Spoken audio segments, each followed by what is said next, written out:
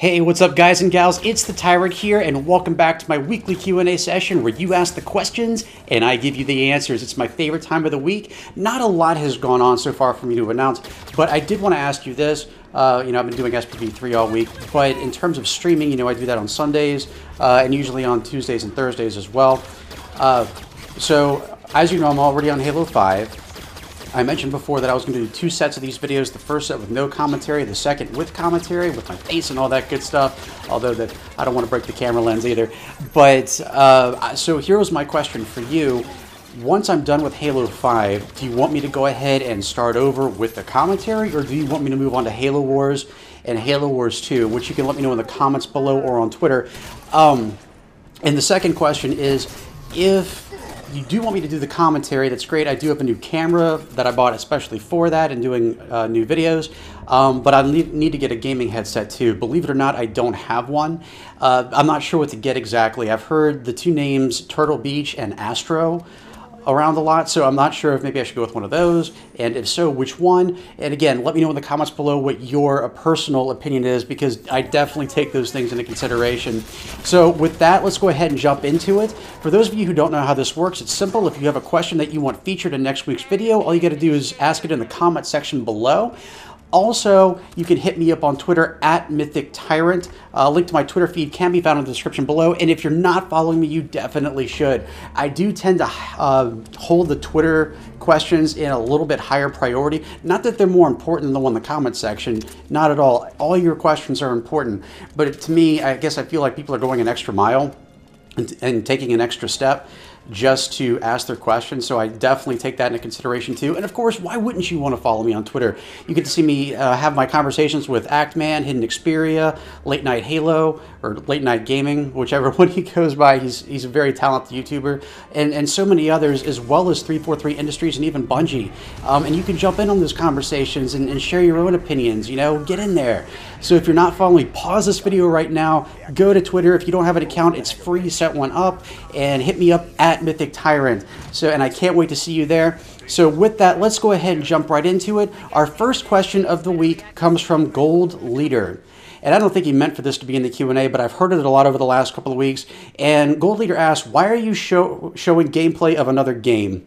And actually, funny thing is, it wasn't the only concern that was added in that video. Someone was mentioning that I have a munching sound, which is, I guess, sort of a habit. Remember, all these Q&As are off the cuff. It's my favorite time of the week. And so I just want to be very candid about it. I don't want to put a lot of heavy editing into it or anything like that. It's just me and you talking. That's the way I like it.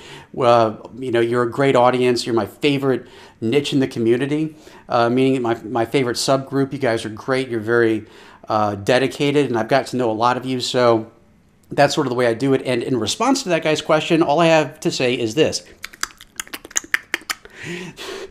Sorry. All right. So anyway, I know I got a little off track there. So Gold Leader's question is, again, why are you showing gameplay of another game? So last week and the week before, I showed gameplay of Destiny. And he's got a point. These are called Halo Q&As, so why am I showing other gameplay?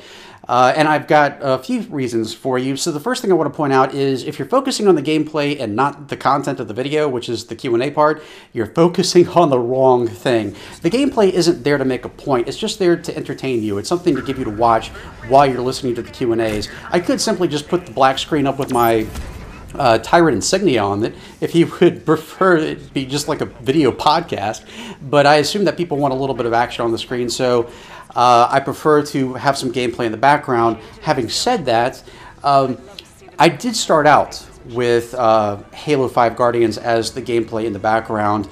For those of you who don't know, I've been doing this for almost 6 months now. We're almost at that 6-month anniversary, I think in a week or two. I'm not really sure exactly, but and that, give yourselves a hand for that. I mean, a lot of you, the community that I've had for the Q&As has grown. It's been very dedicated, and you guys really need to give yourselves a pat on the back. I've gotten to know a lot of you really well, and you're such a good audience. So I started with Halo 5 because, as Gold Leader mentioned, that seemed like to be the most logical approach, right, for a Halo Q&A, and of course Halo 5 being the latest Halo game, not counting Halo Wars. And to that end, I don't really play a lot of different types of games in Halo 5 other than Warzone Firefight. I love Warzone Firefight, but it's basically the same thing. It doesn't really vary much from week to week. You know, you start out with, you know, low-end monsters, then you get bosses, then you get the final boss, and the games are pretty much the same. And so as a way to change things up, I wanted to start playing other content so that it wouldn't get boring and mundane. And so I started playing, I think, you know, the first time I derailed from Halo was Grand Theft Auto 5, and then I've played Slender the 8 Pages, Destiny, and even Overwatch. So I do that just to kind of change it up a little bit, not just for my sake, but for yours too, so you're not seeing the same thing over and over again. The second reason, though, is in my opinion, the most important reason, and I feel like people have the false illusion that this is a Halo-only channel, and that's not true. This may be primarily a Halo channel, but it is not a Halo-only channel. Believe it or not, I do like other games other than Halo. And for those of you who have paid attention, a lot of the stuff that I've played is Resident Evil, Titanfall, Doom, Grand Theft Auto 5, a lot of classic games too. And you know, it's interesting that you bring this up because not a lot of people watch those. They don't get a lot of attention, which is a little sad for me. I'm going to tell you that I think a lot of people also think I do this as a hobby. It's a full-time job now. This is my full-time job, so it's not just something I enjoy doing. It's an actual business. What people seem to don't understand is that putting all your eggs in one basket is a very dangerous thing to do in business. And the equivalent of doing that here is making my channel only about Halo, because you have to think of it this way. What happens if Halo no longer becomes relevant? You know, think about that for a second, because you're not thinking about it now, because you've known Halo for years and years and years. It's been around for 16 years at this point. What happens if Halo is no longer popular? We've already seen sort of a decline in popularity for Halo over the last couple of years, and no, I'm not blaming that on 343 Industries. Believe it or not, and I know this is not a popular opinion, I think Halo is currently in the best hands that it could be in. I know a lot of you don't agree, and that's perfectly all right, but I think that they're doing the best job that anyone could. We already know that Bungie didn't want to keep doing it. That's why they wanted to move on to something else. That's why, you know, even though they didn't want to sell the rights to Halo, they did anyway, but they wanted to stop doing it at least for that time. So I don't think, especially seeing after what Bungie did to Reach, I know, again, some of you like Reach, and that's fine, you know, they seem to lose interest in their own work. So I think 343 is doing the best job that could be done. But having said that, there are other factors too, like other games are becoming popular now. Call of Duty is basically Halo's arch nemesis. You see other games like Titanfall and Battlefield, and these are going to be bigger rivals for Halo as time goes on. You got Anthem right around the corner, which isn't a first-person shooter, but it's still a really cool game, or at least it looks that way. So, having said that, what happens if Halo dies out? We've already seen it become less popular. What happens if people stop playing it? What happens if they just stop producing Halo games?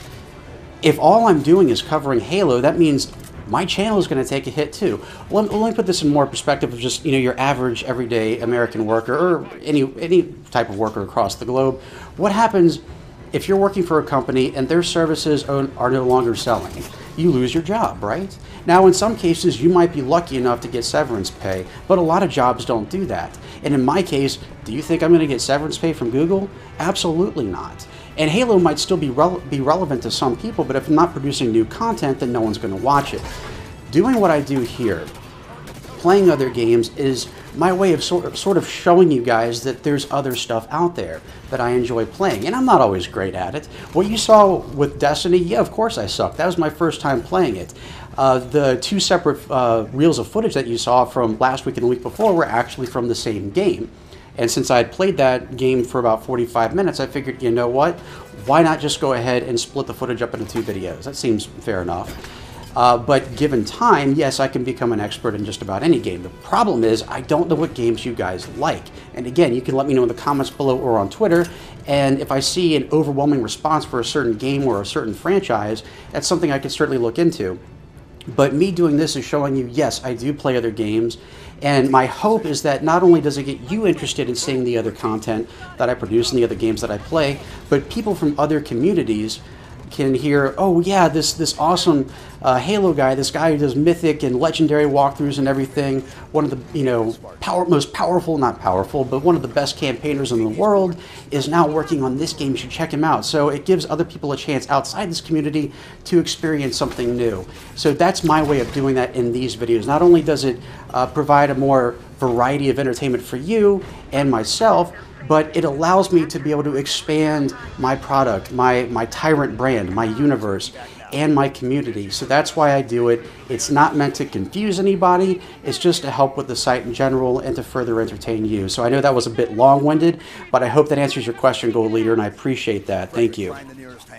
Our next question comes from Spewer Fury. He actually asked this on Twitter, and the cool thing is we had a lot of questions on Twitter this week, so yep, that's all the more reason why you should definitely be following me on there. And Spewer Fury asks, hey Tyrant, Spewer here, yep. Will you be buying the Nintendo Switch? If so, what games are you getting? If not, why? The answer is no, I'm not buying the Nintendo Switch, and it's not that I have anything against Nintendo. In fact, my first console ever was NES. So I love Nintendo in general, but it kind of goes back to the first question where who's going to watch it? I have enough trouble getting people to watch other games that I play on Xbox. So, there's nothing really on Nintendo that sticks out for me right now. I think it's a cool product and all, but really I'm trying to, I guess, further invest in my own business right now. Nintendo Switch I don't see being a good investment. My wife might like it because she's a big Nintendo fan, but really she's more into vintage and legacy games, which is why I bought her the NES Classic, and I'm getting her the SNES Classic. So the Switch really isn't on my list right now, but it's an interesting question, Spewer, and I appreciate you stopping by, and thanks for hitting me up on Twitter, bro. I appreciate it. Our next question comes from Michael Phillips, and Michael asks, do you think we will be facing the Banished in Halo 6? Also, do you think the remaining Storm will join Cortana and her created? He brings up an interesting point here, because at the end of Halo 5, Cortana was addressing the other members of the Covenant, all the different species. And so I think that it is possible, but again, I don't see the Storm being a major threat because there's not much out there for them. Their leader's dead. Yes, Cortana could theoretically replace Jewel of Dama, but it's still, there's not much of a force out there. In terms of the Banished, I think we could see a third faction emerge. I don't think the Banished would ever join Cortana because, in my opinion, they're just as much threatened by her as humanity is. So I think maybe that could be our three-way conflict, for if you count the Flood, if they're going to be in Halo 6 as well, which I get a strong indication that they are going to be in Halo 6 or involved in some way. But I see the Banished being their own separate faction if indeed they're going to be in Halo 6, but we're going to have to see how all this content plays out with Halo Wars 2 first. So that's a great question, Michael, and I appreciate that. Our next question comes from Master Lynx, and that's a cool name. And Master asks, what do you think will be in the Halo TV series? I heard it wasn't canceled, so I would like to know your opinion. I'll believe it when I see it. It's been, what, 5 years now, something like that, where they announced the Halo TV series, which would be directed by Steven Spielberg. Have not heard anything about it since. That's not to say that it can't happen. I don't see that as being a major factor right now. I've mentioned this in other videos, but I felt like 343 was really spreading themselves thin between Halo 4 and Halo 5. They released all these new games, all these new books, all these new movies, and even if they had outside help, that's still a lot for Microsoft to take on because they had a lot of oversight in all those projects. So I don't think that it's going to come out anytime soon. If a Halo TV series does emerge, I don't know what it would be about. I think there'd be a good chance that it would be a story outside of the Chief. Maybe it would cover a lot of the stuff that happened leading up to the events of Halo Combat Evolved. Maybe it would be about the events between Halo 3 and Halo 4. Those would probably be the most likely candidates that I could see happening. Maybe how the humans first come in contact with the Covenant. We got a little bit of a taste of that in Halo The Fall of Reach. But maybe they could go into more detail in the show. I still can't see how a Halo TV show would work on a personal level, but you never know. They've surprised me before, and they can do it again. So that's a great question, Master Lynx. Thank you. Our next question comes from Rodin Chief. I think it's Rodin. And he asks, what is the most interesting Halo ring? Well, we've only really seen 3 of them. We've seen Installation 04, obviously, and technically 4B. And I guess now technically 4C too. We've seen Delta Halo, which is Installation 05, and also Installation 03. I kind of think, as much as I'm not a fan of Halo 2, again, I know that a lot of you are, more power to you, not my type of game, I think it was probably the more interesting one, just simply because on that ring, the Flood were already unleashed. You had a full-blown Gravemind on there, and it was just constant battle between the Sentinels and the Flood. To me, that was the more interesting one, and the architecture was strange, too. I'm not dissing the architecture, actually, I kind of am. But, you know, with the previous Halo rings, we've seen this futuristic art style, all this metal and stuff with the Forerunners, but with Installation 05, we saw a lot of stone-like structures, which doesn't really fit with what I expected from the Forerunners. So, in my personal opinion, 05, or Delta Halo, is the most interesting one. So thanks for stopping by, Roden. I appreciate it. Our next question comes from Atomic. Oh, that's a kick-ass name. And Atomic asks, what is your favorite Halo 3 DLC and why? Easily my favorite Halo 3 DLC is the map pack that included Avalanche, the map, which was a spiritual successor or reimagining of the map Sidewinder from Halo Combat Evolved. That has always been my favorite map, Sidewinder, and of course I think that they did even more right by it with creating Avalanche. I love the snow. I love how big the map is. I love everything you can do with it. The man cannons are awesome. The custom vehicles that are all, you know, snow colored and everything. It's so cool. That's always been my favorite map to play on. In fact, when they were doing Halo 3 PC or Halo Online, whatever you want to call it, they did a map called Diamondback, which had the same exact layout of Avalanche, but it was all desert. And I was like, what the fuck did you just do? You fucking ruined my goddamn favorite map. Damn you. Damn you all to hell. You blew it up. So, yeah, they better not do that. I love Avalanche the way it is. So that's my favorite DLC. Plus, I love the other map that came with it, which was Blackout. There were 3 maps. I think the other one might have been Ghost Town, and if so, that was also a really good map. I don't know if that was from the previous one or not, but Ghost Town was an awesome map, and Blackout was so beautiful. I know a lot of you are fans of Lockout. I'm not a huge fan of Lockout itself, but the architecture in that map and the nighttime sky was just so beautiful. I loved playing on that map, and it was just an overall really great map pack. And, you know, to further that, I really love the sandbox one, too. That was really good. I think that would be my second favorite. But that's an excellent question, Atomic. Stay Atomic, my friend. Our next question comes from a random elite. Uh-oh. And a random elite asks, all right, I know a lot of Halo Insurrection game ideas are stupid since it's close to Call of Duty, but what about an Insurrection game where you are the Covenant going against the fanatic humans who take inspiration from the Nazis? Oh, God. I didn't ever think I'd use that word in my video. Did not see that coming. Haha. And you must end them from destroying fellow humans since these humans are honorless. Quite simply put, no. I think still, no offense to you, that's a terrible idea. Because it still reflects the concept that you're killing humans. Again, it's still like Call of Duty. Even if you are playing a different character, it's still the same objective. So no, I don't think that'd be a good idea at all. No offense again. It's not a game I'd want to play personally, but if it's something that you want to play, more power to you, my friend. After all, you are a random elite. But that's a good question. Thanks for stopping by, my friend. Our next question comes from Nancy Potton. Oh, that's a nice little name.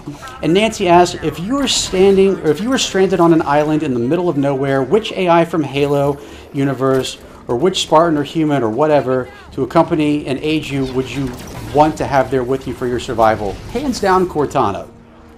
Not evil Cortana, old Cortana. But a couple of reasons there. First of all, she's smart, she's brilliant, she could help you do things, find ways to gather food, gather intel, that sort of thing. But don't forget, there's a very other important factor there, and the fact that Cortana's a girl and she's naked. I don't care if she's a hologram. If I'm freaking stuck on an island alone with no human contact, that's the second best thing out there. As screwed up as that sounds, and I know that won't get taken out of context in any way, shape, or form, but you gotta have some form of entertainment. Am I right, gentlemen? Am I right? So that would be it right there as far as not just helping, but her personality is great too. So, you know, you'd have a nice conversation. Chief would never talk, you know, unless Halo 4 came around. Chief isn't really much of a conversationalist. Cortana, in my opinion, would be the best companion for a number of reasons. So that's a really cool and creative question, Nancy, and I appreciate that. Hope you were not offended by the answer. Our next question comes from C-Funk99. C-Funk Run, C-Funk Dance. And C-Funk asked, hey Mythic, my question is, did having ODST set in New Mombasa help satisfy what you wanted the way Halo 2 to be? This is a really good question. The short answer, in terms of gameplay, absolutely. You know, a lot of you know that I was really disappointed with Halo 2 when it was released because it looked nothing like what they had advertised before.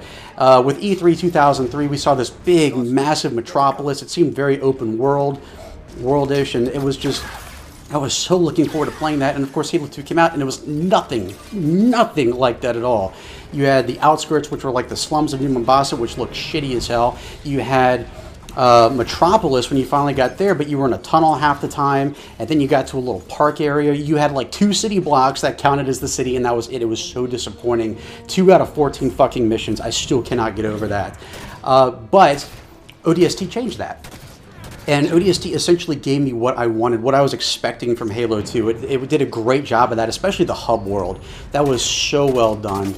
The only thing story-wise I had an issue with ODST was that it sort of retconned some things. I don't think it did it intentionally, and of course you can see it whatever way you want to.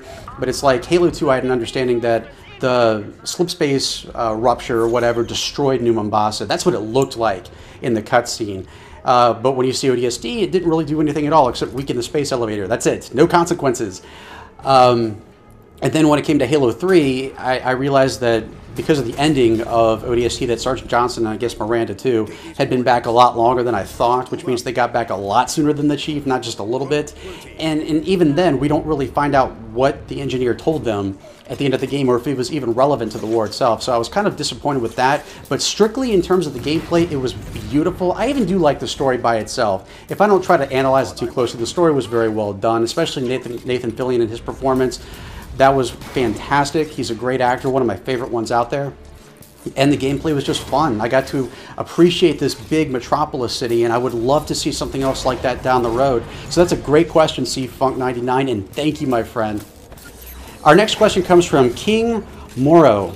And King Moro asks, hey Tyrant, what if when the Master Chief becomes a bit older, he becomes the mentor of a new Spartan team, building the team from the ground up?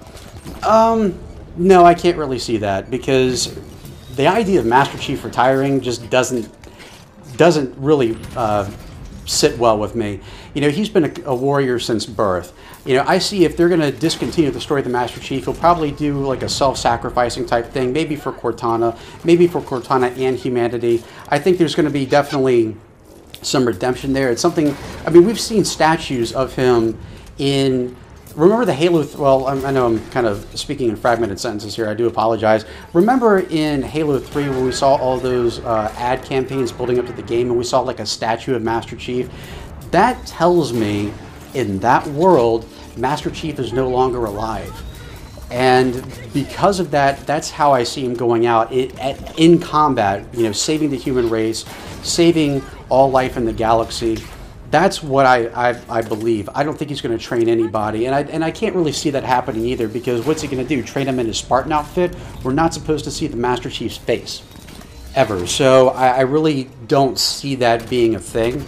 But it's an interesting idea, kind of I guess a new generation concept. I like the thought of it, but I just can't see Master Chief filling that role. Maybe one of the other Spartans, but that's an interesting question, King. Thank you. Our next question comes from Luke Skywalker II. Ooh, welcome, Jedi Master. And Luke Skywalker asks, do you think that Halo could end how it started with the Halo array firing, wiping out all sentient life in the galaxy, just like it did before? P.S. Love your vids, man. Keep up your iconic work. Thank you. I appreciate it. And I love the use of that word iconic. The short answer is no. I think that would be a very tragic and sad ending if all your favorite characters die in an instant. Not to mention they really wouldn't be able to do anything else. So no, I don't think that's going to be the case. I've heard the theory presented before. I guess everything coming full circle, but then the question is, what would happen after that? So no, I don't think that's going to happen. I think that eventually the Flood are going to be destroyed. I think Cortana will be rescued somehow by the Chief, and I think Chief is probably going to end up sacrificing himself in the process. That's how I see it. I can't see them killing off every major character in the Halo franchise, but it is an interesting concept and a very good theory, Luke Skywalker. Thank you. And our final question of the week comes from my good buddy, Mark. Oh boy, he's a good buddy, and I can't pronounce his last name. Cicoletta. I hope that's correct. I'm sorry if I'm butchering your name. I want you to give Mark applause here, a round of applause, because he He's in like every one of my streams. He's very active. Every one of you who participates in my streams on a regular basis, I love you. Thank you so much. I love having that interaction. I've gotten to know a lot of you a lot better that way, and I really appreciate it. And Mark is certainly one of those people, so thank you, Mark. I appreciate it. And Mark asks, in your professional opinion, what would Microsoft and 343 make a good decision if they expanded the franchise to the PlayStation? Why or why not would it be a good decision? And if needed, make a short list of pros and cons of decision if they decided to make it. So this is an interesting question because I've seen this brought up many times before. Will they, won't they? You know, Bungie made the move, you know, after they were done with Halo, they started doing Destiny, and that was cross-platform. The short end of it is I can't see them doing that with Halo for a number of reasons. I can see them expanding beyond Xbox, but PlayStation is like a mortal enemy to Microsoft, and Halo is Microsoft's game. It's not like it's a third-party developer who has a contract with Microsoft or releases games with Microsoft. This is Microsoft themselves. They are the main guys behind it, and they'll never do it because it sells Xboxes, which makes them money. The reason they said Halo 5 was the best selling Halo game ever, which by the way it wasn't, is because it also sold a lot of package deals with Xboxes with it. So they made a lot of profit off of that. Even though the game itself didn't sell that well, they made a big profit because people were buying Xbox One so that they could play Halo 5 Guardians. So it is a console seller for them even still. If Halo starts, you know, derailing or going off the rails or whatever, maybe, but I just can't see it. Now, what I do expect to see from them is seeing more PC releases because, again, remember, Windows is Microsoft. That's their thing. And so if they release more stuff for the PC, that does expand their marketplace while also still making them money. That's the way I sort of see it. I think that as long as they stick with Xbox and PC, they should be fine. They do need to release more games for the PC. Hopefully, as time goes on, we'll see, you know, Halo Anniversary, Halo 2 Anniversary, whether or not you like the Master Chief Collection, doesn't matter here. Halo 2 Anniversary, Halo 3, and all the others for PC. I think that'd be a great idea, and that would be a good way to make Halo multi-console and reaching out to more people. In terms of other platforms like PlayStation and Nintendo, I just can't see it working out, especially with Nintendo not really having the hardware to bolster that kind of game. But that's my personal opinion. That would be the upside to making it multi-console, but at the same time, you don't want to expand too far where you actually start hurting your sales in the long run. So I hope that answers your question, Mark. Thanks for asking it. That was certainly a great one. And why don't you guys tell me what you think? Do you think Halo should go cross-platform? You can let me know in the comments below or hit me up on Twitter at MythicTyrant. Definitely follow me on there. I'll definitely keep up with you. You keep up with me. That's how it works.